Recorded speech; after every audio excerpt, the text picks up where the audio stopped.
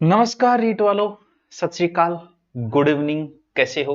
रीट की तैयारी कैसी चल रही है? शिक्षण विधियां कैसी चल रही हैं? अगर थोड़ा बहुत आपने समझ लिया, थोड़ा थोड़ा भी, तो शिक्षण विधियों में क्या क्या थोड़ा सा ऐसे नॉलेज सा हो जाए तो हम उत्तर तक पहुंचने की कोशिश करें, क्योंकि नेगेटिव मार्किंग अभी है नहीं। तो ये उत्तर तक पहुंचने का एक तरीका है कि हाँ, शिक्षण विधियां देख ली और वही बात है, भी किसी में दो लाइनें कम, किसी में ज्यादा, बस समझ में आनी जरूरी है कि सर ने बताया ऐसी कोई शिक्षण विधि है और इस प्रकार से है। हम कई शिक्षण विधियां पढ़ चुके हैं, शायद 9 12 शिक्षण विधियां टोटल, वैसे 25 शिक्षण विधियां हैं। और सर हिंदी हिंदी की नहीं, ये सब में ही लगती है, जैसे आगमन निगमन विधि सब में ही लगती है, एक हिंदी तो होती नहीं।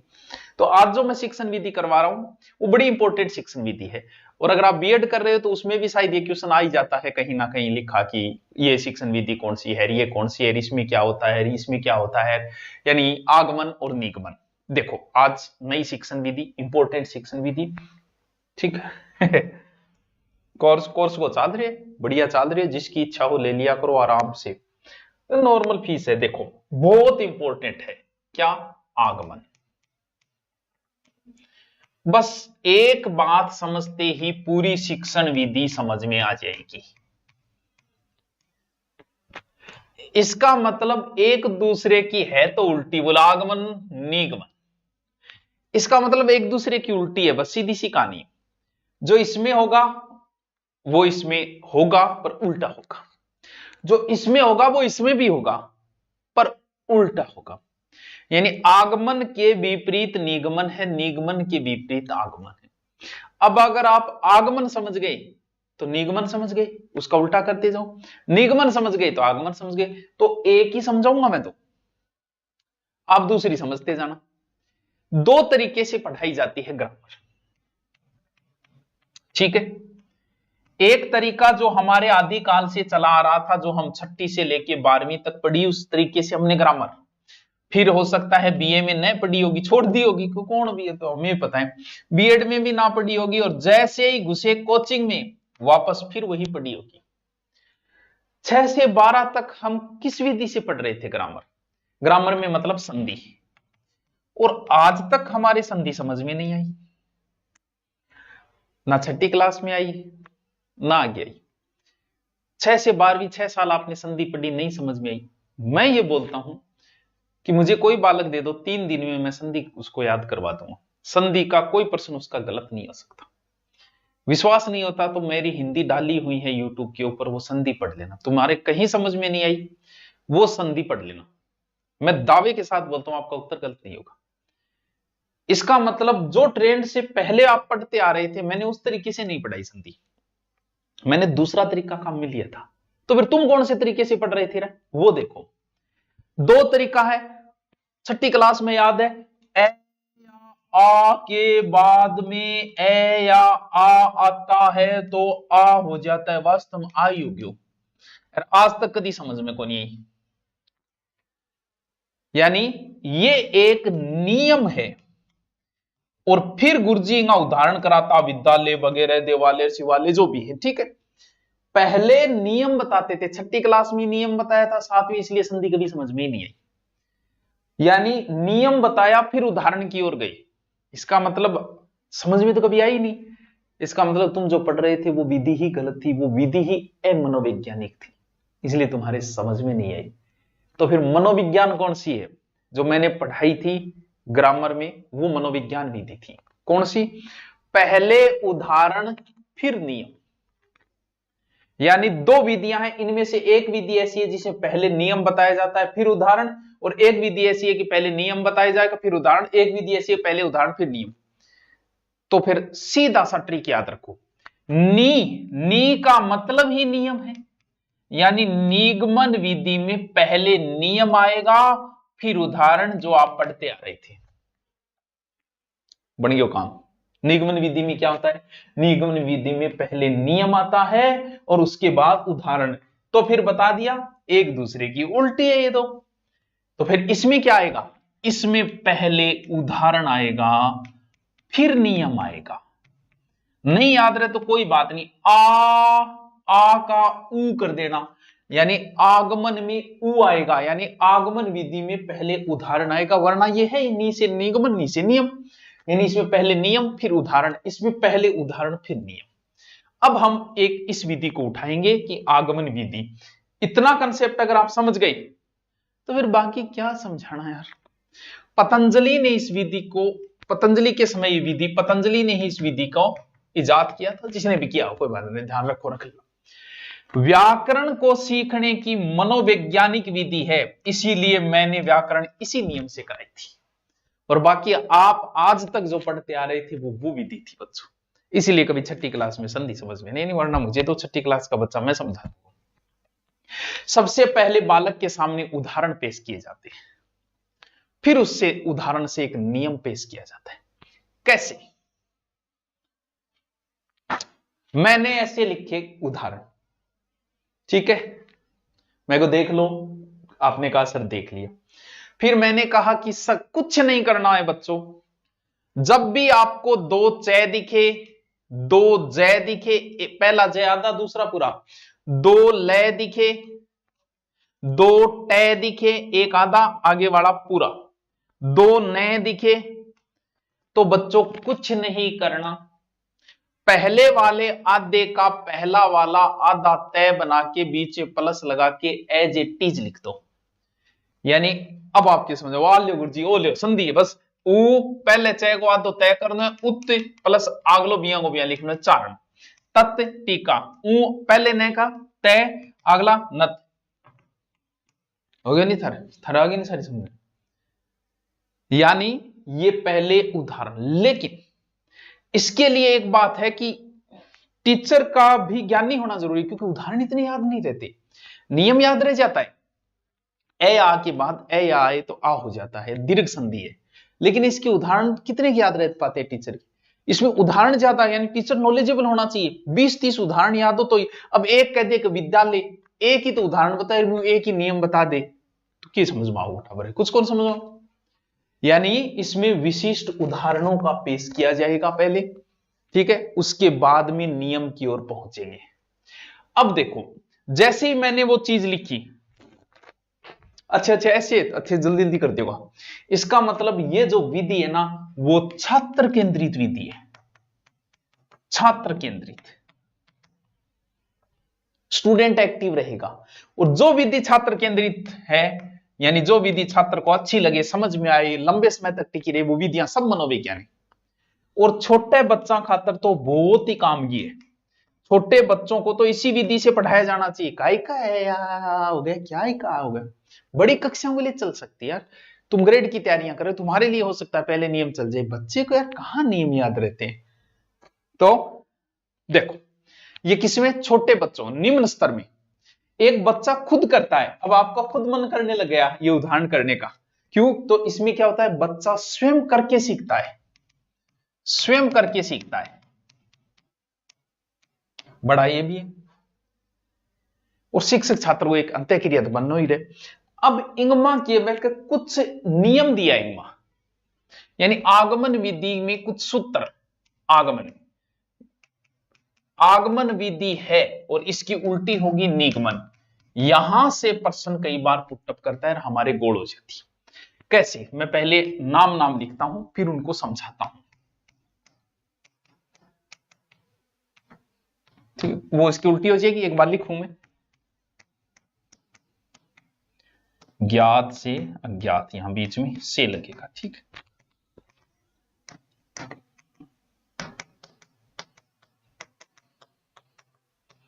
ये बड़ी काम की चीज है, यहां से प्रश्न पूछ लेता है कई बार।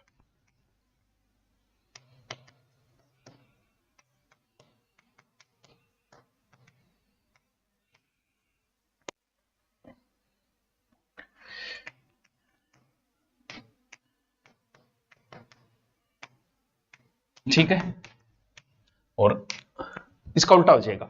इनको समझना जरूरी है, क्योंकि वो पूछेगा कि आगमन विधि में 3 नाम दिए, एक दे दिया सूक्ष्म से स्थूल, इतम गोड़ होगी यार, सूक्ष्म स्थूल है, स्थूल सूक्ष्म है, सरलु कठिन है, कठिन सरल है, ज्ञातु अज्ञात है, अज्ञातु ज्ञात है, बस यही सीखना है बस। हे मास्टरों, रथ अब नहीं, पद बढ़ सकते हैं, इधर ही रखना है अपने को रथ, ठीक है, हमें पशु परिचर की ओर रथ नहीं मोड़ना है। कौन सी विधि बता रहा हूं मैं? आगमन, ठीक है। क्या आपने दशानन नाम सुना है? हाँ सर सुना है, सबने सुना है। क्या आपने मेघनाद नाम सुना है? क्या और किसी का चतुर्नानन, यारे टप टप नाम लूंगा नहीं मैं तो ही थी सीख जा। क्या आपने वज्रांग नाम सुना है? हाँ सर बजरंग बली को सुनिडो है, हमारा नाम सुनिडो। क्या आपने विद्यालय नाम सुना है? हाँ सर सुना है। ये सब नाम आपने सुने भी, ये है तो उदाहरण, नियम तो नहीं है, दशानन नाम का कोई नियम तो नहीं है तो उदाहरण। अब समझो, सरल से कठिन की ओर विधि होती है आगमन। कैसे? नियम भैया कठिन ही होती है, नियमों का कौन पालन कर पाता है? हमारे धर्म में बहुत सारे नियम में पालन ही नहीं हो पाते, नियम तो कठिन होते ही हैं। अब आप बताओ उदाहरण, अब दशानन में नियम कौन सा है आपको नहीं पता कि दशानन में कौन सा समास है, किस नियम के तहत, ये नहीं पता। दशानन नाम सुना हुआ है, इसका मतलब जो चीज सुनी है वो तो सरल है।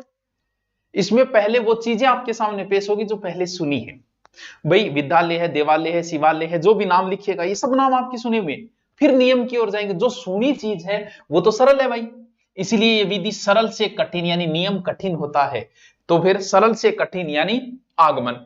तो फिर निगमन क्या है? कठिन से सरल, कठिन से सरल, ज्ञात से अज्ञात। अब आप बताओ, ये सब आपको ज्ञात है, दशानन ज्ञात है एक शब्द, मेघनाद शब्द आपको ज्ञात है, वज्रांग शब्द आपको ज्ञात है, विद्यालय शब्द आपको ज्ञात है, फिर नियम आपको पता नहीं है। इसका मतलब जो जानकारी है उससे अनजान की ओर ले जाना है आपको। उदाहरण सबको याद है, सबने उदाहरण सुने हुए हैं, लेकिन नियम किसी को नहीं पता। तो इसका मतलब जो चीज आपको आती है उससे अज्ञात की ओर मैं ले जाऊंगा। उसका क्या, उसका उल्टा हो जाएगा, सीधी सी बात है। मैं सिर्फ आगमन करा रहा हूं, निगमन आप समझ जाना इसका उल्टा है बस। विशिष्ट से सामान्य, विशिष्ट से सामान्य, नियम तो सामान्य नियम है कि यार सामान्य नियम होता है वहां, बस ऐसे याद करना। विशिष्ट से सामान्य, उदाहरण बड़े ही विशिष्ट है, यानी उदाहरण विशिष्ट है, उससे सामान्य नियम की ओर जाया जाएगा। स्थूल से सूक्ष्म। अब एक बात हो, किसी भी शब्द के, जैसे दीर्घ संधि है, दीर्घ संधि के शायद करोड़ों उदाहरण होंगे, नियम एक ही है। ए आ के बाद ए आए तो आ, ई आई के बाद ई आए तो ई, उ या उ के बाद में उ आए उ। नियम तो तीन ही है, उदाहरण कितने हैं? करोड़ों हैं इस संधि के। तो फिर स्थूल मतलब बड़ा, बड़े से बहुत सारे उदाहरणों से एक छोटे नियम की ओर जाएंगे, यानी बड़े से छोटे की ओर। मूर्त, मूर्त का मतलब सामने, ये नियम सब आपके सामने, आपके देखे में है, इसका मतलब आपके सामने, आपको पता है। और अमूर्त की ओर जाना है, वो नियम आपको पता नहीं, वो आपको बताया जाएगा कि इसमें दशानन में 10 प्लस आनंद, 10 आनंद जिसके मुख वह रावण, बहुबरी समास है इसके अंदर। बहुबरी नाम ही कई छठी क्लास में पहली बार सुनेंगे, लेकिन रावण का नाम तो सुन रखा है सबने। तो वो हो गया मूर्त से अमूर्त। टावरों मैं तो बहुत बढ़िया कोशिश करी है, मेरे मन लगा कि मैं बहुत अच्छी कोशिश करी है। थे मास्टर आदमी हो, अब थे जानो भाई मास्टर और मास्टर नहीं हो, थारे की समझ में आयो को। दूसरी है निगमन विधि। इसके प्रवर्तक जो माने जाते हैं वो पाणिनि माने जाते हैं। क्यों? क्योंकि ग्रामर पढ़ाने में अमूमन, जो मैंने बताया कि मैं जिस ट्रिक से पढ़ाता हूं उससे कोई 1% टीचर पढ़ाते हैं, 99% वही पुराना ठर्रा जो है उसी से पढ़ा देते आ रहे। ये ऊंची कक्षाओं में उपयोगी है, क्योंकि नियम ऊंची कक्षाओं वाले देख सकते हैं, मेजोरिटी होती है उनमें, तो ये उच्च कक्षाओं के लिए उपयोगी है, ये निम्न कक्षाओं के लिए। इसमें पहले नियम बता दिया जाएगा, फिर उदाहरण। समझ गए? यानी एक प्रकार का सूत्र ही है यार, नियम क्या है, एक सूत्र ही तो है, इसलिए सूत्र प्रणाली कह सकते हैं। बालक के सामने व्याकरण को कोई सूत्र देखो, और सूत्र पूरी सूत्रा पर ही है संस्कृत की ग्रामर, तो भाई सूत्र है, सूत्र विधि कह सकता है कहां मैं, ठीक है। ऊंची कक्षाओं के लिए निगमन विधि से पढ़ावा तो सिलेबस जल्दी हो जाए। क्यों? नियम बताए, 4 उदाहरण बताए, कंप्लीट। अब उदाहरण हमें ज्यादा बताने पड़ेंगे यहाँ, तो सिलेबस जल्दी से इसका कंप्लीट नहीं होता है। तो ये विधि निम्न कक्षाओं के लिए, ये उच्च कक्षाओं के लिए। ये मनोवैज्ञानिक विधि है, ये अमनोवैज्ञानिक विधि है। ये छात्र केंद्रित विधि है, वो शिक्षक केंद्रित विधि है। इसमें करके सीखने का अवसर मिलता है बच्चे को, उसमें नहीं मिलता है, नियम है लिख लिया बस, ठीक है। और इसमें समय ज्यादा लगता है, इसमें सिलेबस कराने में बड़ी आसानी है, वही हो जाएंगे उसके सारे। ये विशिष्ट से सामान्य है तो ये वो सामान्य से विशिष्ट हो जाएगी, कठिन से सरल की ओर हो जाएगी, अज्ञात से ज्ञात की ओर हो जाएगी, सूक्ष्म से स्थूल की ओर हो जाएगी, मूर्त से अमूर्त की ओर हो जाएगी। हल इनका उल्टा है, एक सीख लो दूसरी तैयार है। अब बताओ कि थारे समझ में कुनी पुटो है तो दोरी, लेकिन अब दोरी नहीं लागनी चाहिए थाने, अब तो सोरी लागनी चाहिए। कितनी सोरी कर दी, ज्यादा इजी और क्या करो है। बस इतना सा फायदा है मास्टर का कि जो चीज आप 2 घंटे में सीखते हो आधे घंटे में, अब आप आगमन निगमन पढ़ते आधे घंटे में आपको तैयार हो जाएगा। अब आप कहो तो एक और करा दूं, तुम बताओ बच्च, करवा देता हूं फिर। पर्यवेक्षक अध्ययन विधि, सुपरवाइजर है सर, सुपरवाइजर की भर्ती आ रही है भाई, है बस। पर्यवेक्षक अध्ययन विधि, पर्यवेक्षक को मतलब जांच करना रो, और जब भी कभी जांच आए वो आदमी या फिर इन रजिस्टर उठा लेगो, इन रजिस्टर उठा लेगो, वो तो पर्यवेक्षक अधिकारी है, जांच अधिकारी है, उसका तो ईगो ही अलग होता है, स्टेटस ही अलग होता है। हाँ? तो ये विधि जो है वो पर्यवेक्षक अध्ययन विधि है। यानी पहले मैं बताऊं कि इसमें होता क्या है। हो सकता है 1 क्लास 2 क्लास जो भी उनको पहले ही बता दिया जाता है, महीने में 2-3 बार ही होगी, ये नहीं रोज करवाने लग जाओगे। क्लास के सारे बच्चों को बाहर ले आए, फिर उन्हें 1 टीचर 2 टीचर जो भी होंगे डिसाइड कर दिए जाएंगे, समय डिसाइड कर दिया जाएगा, 3 घंटे का अधिकतम होगा और 90 मिनट का लगभग एवरेज तक चलता है। इसमें सारे बच्चों को कह दिया जाएगा बच्चों पढ़ो, समस्या आए तो एक बच्चा खड़ा होगा, गुरुजी से पूछेगा, और गुरुजी उसमें ऐसे बीच में ऐसे क्या बात है स्टैंडर्ड से घूमते रहेंगे, ऐसे हाथ रखता है गुरुजी, ज्यादातर ऐसे हाथ रखते हैं, ऐसे बीच बीच घूमते रहेंगे।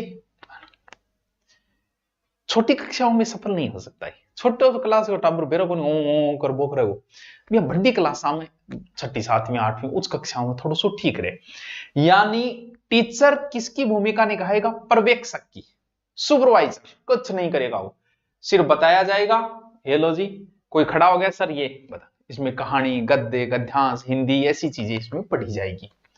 यानी इसमें बच्चा स्वयं पढ़ेगा, स्वाध्याय सेल्फ स्टडी, सेल्फ स्टडी के लिए ये चीज है। यानी अध्यापक द्वारा कक्षा अथवा विद्यार्थियों के समूह के समय निरीक्षण करेगा और अपने डेस्क का कार्य करने में संलग्न रहेगा। बाइंडिंग एंड बाइंडिंग की परिभाषा है कि डेस्क की तरह, डेस्क के बाहर बैठो बाइंडिंग कर लो, ये बाइंडिंग की परिभाषा है, पर्यवेक्षक विधि से संबंधित। छात्रों को अध्यापक के मार्गदर्शन में कार्य करेंगे। अध्यापक छात्रों द्वारा दिए गए कार्य को पर्यवेक्षक करने के एक प्रकार के समान अधिकार प्राप्त है, साराम बराबरी। ये बात किसने कही, ये क्लार्क एंड स्टार ने कही। थोड़ी सी परिभाषाएं हैं, कोई सिर्फ पूछ ले क्योंकि सेकंड ग्रेड हिंदी में स्पेशल लगती है और आपके रीट में ही। यानी पर्यवेक्षक को अर्थ ही है देख रेख करना, देख रेख, बस कुछ नहीं, संभालो। शिक्षक देख रेख में छात्रांगों अध्ययन है। इसके प्रवर्तक जो माने जाते हैं वो डेजी मोरविल जॉन माने जाते हैं 1971 में, डेजी जॉन मोर। बढ़िया विधि खोजिए। यानी ये निर्देशित स्वाध्याय विधि है, सेल्फ स्टडी को बढ़ावा देती है, बच्चा में बेड़ा कर ले और पढ़ा लो। 3 तरीके से इसका विभाजन भी है। प्रथम कालखंड, इसमें कक्षा के लिए एक समय को विभाजन करे जाओ कि इतनी देर तक ये चलेगा। दूसरो है द्वितीय कालखंड, जिसे सिम्पसन ने दिया था, 90 मिनट का सारणी बनाई जाएगी। 90 मिनट में पहले बता दियो जाओगे ये चीजें, ये चीजें, ये कहानी है, ये 25 मिनट उसमें लगेंगे। फिर पढ़ो, टीचर निरीक्षण करेगा, 25 उसमें लग जाएंगी, 2 तो इसी में लग जाएंगी, ठीक है। फिर 5 मिनट तक कपाल भांति योगा वगैरह कराओ, कपाल भांति बाबा रामदेव ऊंदो सुंदो बन जाओ सारा, 5 मिनट उसमें दे दो। फिर निरीक्षण को कार्य जो को है वो अध्ययन बुम 35 मिनट। टोटल लगभग 90 मिनट का एक समय लिया जाएगा कि 90 मिनट में का, बाकी अधिकतम 3 घंटे का भी इसमें होता है। त्रिकाल खंड विभाजन, प्रत्येक विषय के लिए प्रति सप्ताह 1 घंटा निरीक्षण के लिए इन के बैक एक टीचर कई बार 12 भी बुलाई जाए कि ये चीज पढ़ा रहे हैं और इसके लिए बाहर से अनुभवी टीचर, क्योंकि इसमें टीचर का अनुभवी होना भी बहुत जरूरी है। महंगी पड़ती है यार बाहरों टीचर बनाना, कौन पोसा था नहीं बेरो असंभव है। बस छात्र इंग थोड़ा सक्रिय रहेगा, बेरो कौन सक्रिय रहे, कौन किताब पढ़े कौन पढ़े, बहुत बेरो कौन मानना है कि छात्र सक्रिय रहते हैं, छात्र अपनी गति से सीखता है, उसकी जल्दबाजी नहीं है। 3 घंटे का टाइम आराम से पाठ याद कर, 90 मिनट का टाइम है आराम से याद कर। यानी छात्र अपनी गति से सीखता है, इसमें आराम से पढ़े। और इसमें प्राप्त किया गया ज्ञान स्थायी होता है, और जहां ज्ञान स्थायी है वो विधि मनोवैज्ञानिक ही होती है। समझ गया? बताओ। इंगमा बाइनिंग एक और कहो के 4 योजना बना सको इंगमा कहे। एक तो सम्मेलन योजना, छात्रों को अतिरिक्त ज्ञान दिया जाओगे और छात्रों के साथ समान गति से आगे जो नहीं बढ़ रहे, जी मान लो कोई बच्चा कमजोर है तो बांगो एक अलग करके और बान पढ़ागे, फिर बाने गति उस आगे लिया। ये मतलब चरण बताए। विशेष शिक्षण योजना बनाई जाए, छात्रों विशेष शिक्षण को बुला ले सब्जेक्ट का, और बांग निर्देशन में भी हो सके। काल विभाजन योजना, विशिष्ट अध्यापन को मार्गदर्शन करेगा, 2 शिक्षकों का प्रयोग करे जाओगे इसमें। प्रथम शिक्षक कार्य है कार्य को आवंटन करना, और दूसरो शिक्षक निरीक्षण करेगा। 2 शिक्षक होगा इनमें, जो काल विभाजन योजना, पहला शिक्षक को काम है, दूसरे को वो काम है। पहला वो क्या काम है, काम को आवंटन करेगा, दूसरों निरीक्षण करो। द्विकाल योजना में बेन ने 2 शिक्षण कालांशों को मिला के, 2 शिक्षण है 90-90, ठीक है, 90 मिनट का 45-45 को 90 मिनट को कार्य दियो जाओ, ठीक है। प्रथम कालांश जो को भी मैं छात्राओं कार्य आवंटन विधि जानकारी उपलब्ध कराई जी बस। द्वितीय कालांश में स्वाध्याय करो, पहले हम कह दियो ये कहानी है, ये है पढ़ो 45-90 मिनट। ये है पर्यवेक्षक अध्ययन विधि। अब बताओ टावरों के पल्ले पड़ी और के थारे कौन पल्ले पड़ी। 3 विधियां होगी, आप 3-3 करना तो अपना तो आपने कोई टेंशन को नहीं डाल बड़ी होगी। क्यों लोड लिया था आपने से, रीट तक तो जागी हो, ठीक है, हम टेंशन ले हो, हम है ना, रीट तक करवा देंगे। चलो ओके, थैंक यू।